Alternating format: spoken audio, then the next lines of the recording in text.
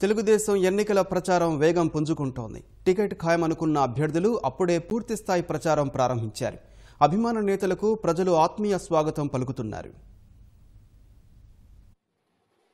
చంద్రబాబు మళ్లీ ముఖ్యమంత్రి కావాలని కోరుతూ పశ్చిమ గోదావరి జిల్లా ద్వారకా తిరుమల క్షేత్రంలో బ్రాహ్మణ ప్రచార కమిటీ శేషాచల కొండ చుట్టూ గిరి ప్రదక్షిణ నిర్వహించింది. పెద్ద సంఖ్యలో హాజరైన బ్రాహ్మణులు 6 కిలోమీటర్ల మేర కొండ చుట్టూ ప్రదక్షిణ చేశారు. 1,55,000 మంది బ్రాహ్మణులకు చదువు, వేద విద్య, స్వయం ఉపాధి పథకాలు, వృద్ధాప్య పెన్షన్లు ఇస్తున్నందుకు ముఖ్యమంత్రికి కృతజ్ఞతగా ఈ కార్యక్రమం చేపట్టామని బ్రాహ్మణ కార్పొరేషన్ చైర్మన్ ఆనంద సూర్య తెలిపారు. మార్చి 30న 1,00,000 మంది బ్రాహ్మణులతో అమరావతిలో వేద ఆశీర్వచన మహాసభ నిర్వహిస్తామన్నారు.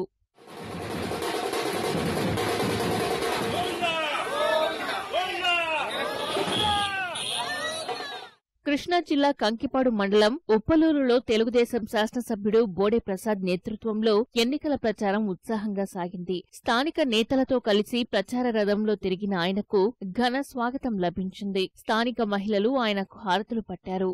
విజయవాడ పశ్చిమ నియోజకవర్గంలో టికెట్ ఖాయంగా కనిపిస్తున్న సిట్టింగ్ ఎమ్మెల్యే జలీల్ ఖాన్ తనయ షబానా ఖాతున్ పార్టీ కార్యాలయం సహా ఎన్నికల ప్రచారం ప్రారంభించారు. మంత్రి దేవినేని ఉమా, ఎంపీ కేశినేని నాని, ఎమ్మెల్సీ బుద్ధా వెంకన్న కార్యక్రమంలో పాల్గొని అభినందనలు తెలిపారు. తండ్రి జలీల్ ఖాన్ బాటలో నియోజకవర్గ ప్రజల అభ్యున్నతికి పాటు పడతానని ఆమె పేర్కొన్నారు.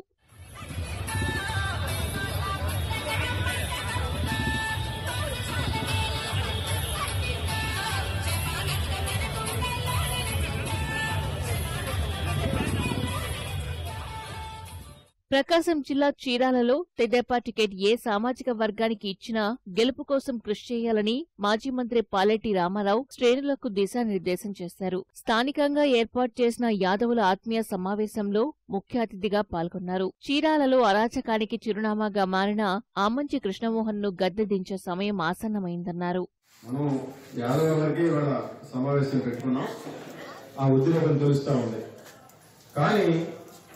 చీరాల ప్రజలందరిలో మంది ఉద్రేకం గత 15 సంవత్సరాల నుంచి ఈ నియోజకవర్గంలో ఒక అక్రమ వ్యవహారాన్ని నడుపుతా ఉన్నాడు. ఇవాళ సీట్ల సంగతి పక్కన పెట్టి ఈ దుర్మార్గాన్ని ఎదిరించడానికి మన ప్రభుత్వాన్ని మనం ఎదిరించాల్సిన పరిస్థితిని మనందరం చూశాం.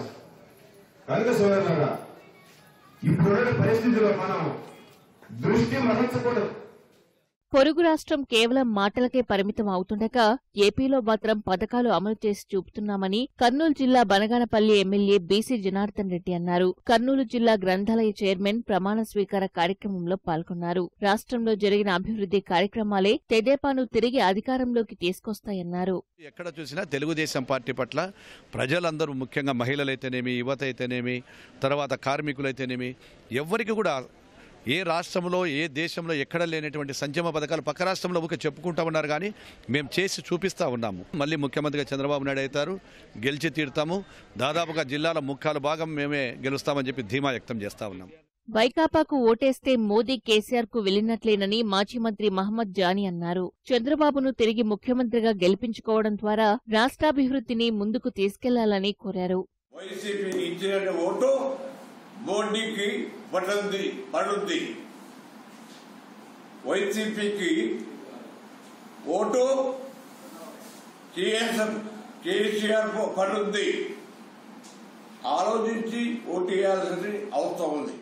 ప్రకాశం జిల్లా అద్దంకిలో శాసనసభ్యుడు గొట్టిపాటి రవికుమార్ వైఖరికి నిరసనగా సంత మాగులూరు తెలుగుదేశం కార్యకర్తలు పార్టీకి రాజీనామా చేయాలని నిశ్చయించుకున్నారు. మండల పార్టీ అధ్యక్షుడు నాగబోతు రామాంజనేయులు ఆధ్వర్యంలో సమావేశమైన 100 మంది కార్యకర్తలు వైకాపాలో చేరనున్నట్లు ప్రకటించారు.